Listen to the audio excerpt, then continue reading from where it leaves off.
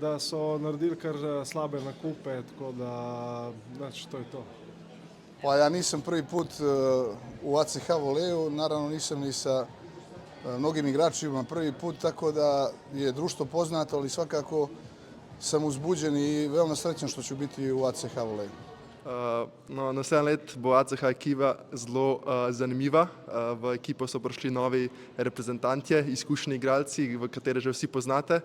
Tako da sezona bo zanimiva in obljubimo vam veliko dobre igre. Vsi poznamo nove člane ekipe, skozi smo jih gledali po televiziji, imajo izjemne uspehe, tako da se veselimo sodelovanja z njimi v prihodnjih sezonah. S temi nakupi oziroma z igralci, ki pridejo, mislim, da bo ACH veliko pridobil.